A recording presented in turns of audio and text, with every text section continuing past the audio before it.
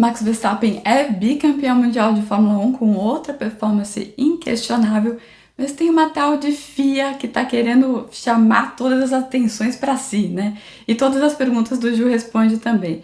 É sobre a FIA, sobre pontuação, trator na pista, teto orçamentário, pneu, carro, que vocês querem saber. A maioria das perguntas que chegaram lá no meu Instagram, a F1 Life. Para quem não sabe como funciona, sempre depois das corridas, eu coloco uma caixinha de pergunta em um dos stories e vocês ficam à vontade para perguntar o que vocês quiserem. Começando pela dúvida que mais se repetiu, né, sobre a pontuação. Por que a dúvida sobre a pontuação, se a regra estava muito clara? Eu concordo com quem disse que a regra estava muito clara. O que não estava muito clara era a comunicação da FIA, quando a FIA mudou essa regra de 2021 para cá, essa regra de como funciona a pontuação, quando ela é só 25%, quando é 50%, 75%, que eles mudaram depois do GP da Bélgica do ano passado. Na comunicação da FIA, quando eles fizeram essa mudança, dava a entender não, estava escrito que qualquer corrida que tivesse 50% de voltas completadas, por exemplo, que foi o que a gente teve no GP do Japão, seria metade da pontuação. Até as equipes entenderam que era isso que eles tinham aprovado na regra, né? Lembrando que as regras sempre passam pelo crivo das equipes e cabe aos diretores de corrida de cada equipe dar uma olhada no textinho da regra e ver se é isso mesmo, se a ideia da regra e o que está escrito são a mesma coisa. E não eram, né? Até por isso Verstappen chegou até na antessala do pódio, mas eu fui campeão ou não? Porque a equipe tinha dito para ele que seria metade dos pontos e o Leclerc falou para ele, não, você não é, porque também tinham dito pro Leclerc, a Ferrari disse pro Leclerc que também seria metade dos pontos. E essa confusão veio por essa diferença entre o que deveria estar escrito na regra e o que efetivamente estava escrito na regra, que era que só corridas que são suspensas teriam metade dos pontos, 25% e tal, e esse não foi o caso, né? Foi o GP do Japão, teve a bandeirada, mas ele acabou com menos voltas porque ele acabou no limite de tempo. E aí eu ouvi gente falando, mas não estava isso na regra porque é muito raro. É muito raro? Faz 2 anos, menos de 2 anos que tem essa regra de limite de tempo de evento. Quem não souber do que eu tô falando, volta no vídeo lá do GP de Mônaco, que eu explico a diferença entre o limite de 2 horas e o limite de 3 horas. Mas essa regra de 3 horas existe desde o começo do ano passado.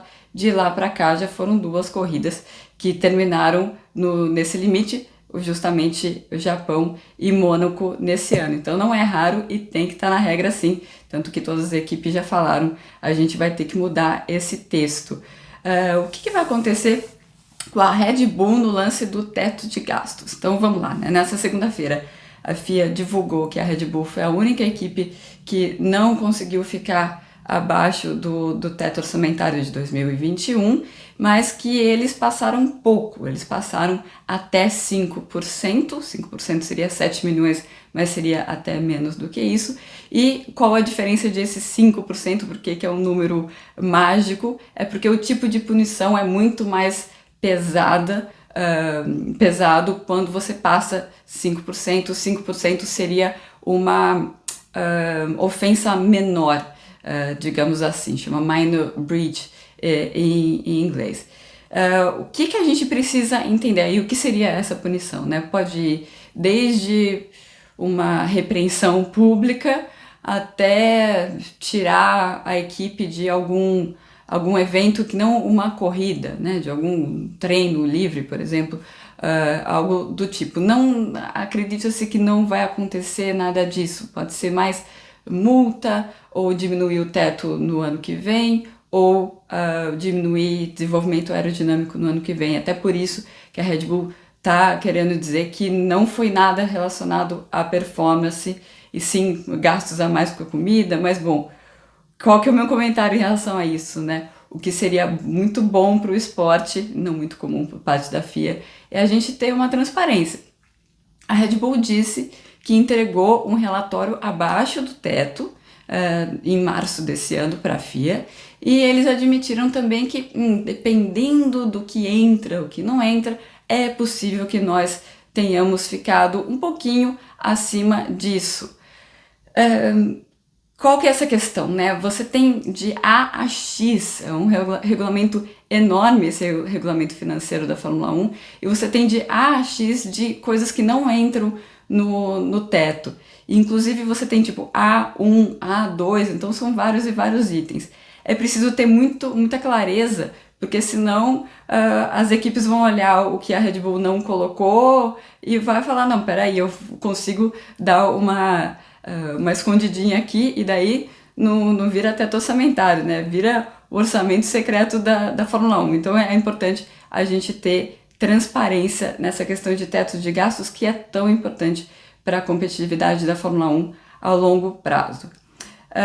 Queria lembrar vocês que está nas últimas semanas aí para vocês entrarem no projeto do No Paddock da Fórmula 1 com a Ju e participarem do evento que eu vou fazer na sexta-feira do GP de São Paulo. Vou convidar todo mundo que é parte dessa nossa comunidade, para as pessoas se conhecerem, para a gente bater um papo na sexta-feira, perto ali de Interlagos. Então eu vou deixar o endereço aqui para vocês conferirem como é que se entra no projeto. O projeto No Paddock da Fórmula 1 já tem mais de 3 anos, tem vários e vários assinantes, uma comunidade muito legal, que você pode ter lives exclusivas. A ideia é que eu trabalhe para vocês de maneira exclusiva, então lives exclusivas, podcasts exclusivos, newsletters e uma comunidade de fãs que é bem legal, a interação é bem legal, então vocês estão todos convidados a dar uma olhadinha e ver todos os planos, as possibilidades. Lá tem prêmios também, lá do No Paddock da Fórmula 1 com a Ju. Continuando aqui, os pneus estão aquém dos antigos ou são os carros e os pilotos que estão mais fracos? Bom, não são os pilotos que estão mais fracos, né? A gente tem partido do problema do carro.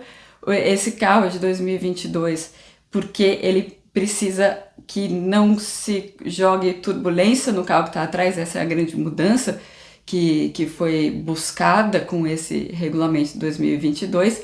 Ele também acaba jogando o ar para cima, e quando chove joga água para cima. O grande problema, o grande vilão da Fórmula 1 quando tem a chuva é a falta de visibilidade. Então você tem parte disso tá na conta dos carros, e você também tem uma grande parte no pneu full wet. Por que o pneu full wet ele acaba sendo o grande vilão, né? Tem uma coisa óbvia, que é ele que vai dissipar mais água, né? Jogar mais água para cima, porque essa é a função dele. A função é, quando tem mais chuva, quando tem mais água na pista, evitar que os carros aquaplanem.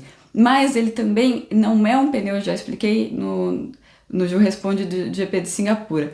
Não é um pneu que os pilotos gostam muito, e a gente vê claramente por quê, né? Vários exemplos que a gente teve, eles colocam o full wet só para não aquaplanar. Quando essa água ela sai do trilho, logo eles já colocam o intermediário e são muito mais rápidos no intermediário. Então esse pneu full wet, que é esse pneu azul, da faixa azul, ele não é muito bom. Ele vai dissipar mais água mesmo, então ele vai gerar problemas de visibilidade. E por que se você pensar no passado não muito distante, isso não acontecia tanto, né? Eu lembro que quando a Fórmula 1 estava mudando para os pneus mais largos, os traseiros mais largos, a gente questionava o Mauro Isola, o diretor esportivo da da Pirelli, dizendo que, mas Mário, isso não vai piorar a visibilidade, porque quanto maior o pneu, ele vai dissipar bastante água, claro que você vai ter um problema de visibilidade. Ele falava, sim, a gente vai ter um problema de visibilidade, mas a gente acredita que nos prós e contras vai ser melhor para a Fórmula 1 ter esse pneu mais largo. Talvez seja a hora de repensar isso e repensar a maneira como esse pneu full wet, principalmente esse que é o grande drama da Fórmula 1 para a chuva, da maneira como ele funciona. Quem foi o responsável pelos tratores na pista, o trator na pista, na verdade? A FIA vai assumir a culpa? Bom, é parte da FIA, sim, porque são os diretores de prova, o diretor de prova que vai definir esse tipo de procedimento. Primeiro tem uma coisa, o procedimento da FIA permite que isso aconteça, que você tenha gente trabalhando na pista, quando está com safety car, que você tenha, principalmente safety car e colocou bandeira vermelha, você pode ter fiscais dentro da pista, você pode ter veículos dentro da pista. A questão é o procedimento aqui e o bom senso da situação que a gente teve em Suzuka, né? Suzuka, onde aconteceu tudo o que aconteceu com o Jules Bianchi, numa situação parecida. E você pensar, por que a gente tem um safety car naquele momento e uma bandeira vermelha naquele momento? Porque um carro aquaplanou, eles estão com muita chuva, com um pneu intermediário que dissipa menos água. Então, o que pode acontecer? Um outro carro aquaplanar, mesmo que eles estejam em menor velocidade. Isso é um ponto. Outro ponto, se você tem baixa visibilidade, o que você faz? Você tira de trás do outro carro para você conseguir enxergar onde você está indo. E aí não se coloca um trator nessas condições, né? Então, o procedimento precisa ser revisto especificamente para esse tipo de condição, né? No molhado, com o risco de um carro aquaplanar, não coloca o trator naquele momento, né? Coloca depois, até porque a gente sabe que a bandeira vermelha nesse tipo de situação vai demorar bastante. Por que um GP que sempre teve boas corridas nesse ano foi tão chato? A nova regra fez piorar? Não teria nenhum motivo para nova regra, novos carros, né? Pelo que eu entendo da pergunta. Não teria nenhum motivo para os novos carros piorarem isso, até porque teve a pista mais parecida com o Suzuka, é mais ou menos Silverstone, e Silverstone foi muito melhor para seguir um piloto de perto. E em Suzuka os pilotos relataram sim que estava muito mais difícil, mas talvez tenha sido a condição de usar pneu intermediário e principalmente uma corrida que durou só 45 minutos, então não deu tempo para a gente ter diferenças tão grandes de rendimento ou também causadas por estratégias diferentes, porque não tinha tempo de fazer estratégias diferentes. Eu acho que foi uma corrida mais travada porque foi uma corrida com a duração um pouquinho maior do que a duração de uma sprint. E a sprint a gente vê que não dá tempo da corrida pegar fogo, né? Geralmente o valor da sprint é meio que mostrar para os pilotos os pontos fortes e fracos dos seus carros para daí eles atacarem no domingo. Falando nisso, qual o motivo da diferença do gigante do Max para o Charles? É carro ou é habilidade na chuva? Como sempre, na Fórmula 1 tem alguns fatores aí para a gente olhar. Uma coisa são as características dos carros, né? A Ferrari é um carro que coloca mais energia no pneu mais rapidamente, por isso que é um carro bom de classificação, e a Red Bull vai mais aos poucos e é um carro que vai crescendo ao longo do stint, ao longo da sequência de voltas. E a Ferrari já tinha visto na sexta-feira em Suzuka que eles teriam um problema de superaquecimento de pneus, especialmente nos pneus dianteiros. Tentaram resolver isso, mas eles não conseguiram. E você tem o fator piloto também, porque pelo que a Ferrari contou pra gente depois da corrida, eles acreditam que o Charles forçou muito o ritmo nas primeiras voltas com o pneu intermediário e com isso ele acabou, esse primeiro ciclo de calor no pneu intermediário, quando ele é muito forte, ele acaba cozinhando o pneu e gerando um desgaste maior. A gente já viu isso algumas vezes com esse tipo de pneu. Não dá para saber se aconteceria a mesma coisa com o Carlos Sainz, então o quanto foi culpa do Charles isso ter acontecido, o quanto fica para conta do carro, mas certamente ele não ajudou uma característica que o carro já teria, né? O carro já gastaria mais pneu e ele não ajudou nesse sentido. E depois a diferença vai aumentando em relação ao Max, que a gente já viu tantas vezes, né, na Fórmula 1, quando o piloto está lá na frente, administrando o ritmo, ele também consegue gerenciar melhor os pneus. E é claro, o Max, ele é muito bom de chuva, né? Ele mostrou na largada a maneira como ele se defendeu do lado de fora, ele sabia que teria aderência na chuva ali no lado de fora, ele é um piloto que tem essa sensibilidade de chuva sim. Então, são vários os fatores para explicar uma diferença que foi enorme, né? São 26 segundos em 45 minutos de corrida, é bastante. Quais são as especulações de piloto na Williams e após o anúncio do Nick de Vries, e pediram para eu comentar também sobre o Mick Schumacher. Vamos lá, o grande candidato é o Logan Sargent, que é um piloto americano que está na Fórmula 2. O Logan, ele já é da equipe Williams, ele já é do programa de desenvolvimento de pilotos da Williams. Ele tem 27 pontos, né, para pedir a superlicença, são 40 que ele precisa. Então ele vai conseguir mais, ele pode conseguir mais um pontinho no FP1 que ele vai fazer no GP dos Estados Unidos, eu digo pode, porque ele não pode levar nenhuma punição para conseguir esse ponto. E depois, conseguindo esse ponto, ele precisa ser sexto colocado no campeonato da Fórmula 2. Ele, no momento, está em terceiro, o campeonato ainda tem uma rodada dupla em Abu Dhabi, e é por isso que a Williams precisa esperar essa rodada dupla. Ele está em terceiro, mas tem 3 pilotos que estão logo atrás dele no campeonato, um deles é o Enzo Fittipaldi, inclusive, e a questão é ele não pode fazer nenhuma besteira em Abu Dhabi, senão ele perde essa chance de ter a superlicença já.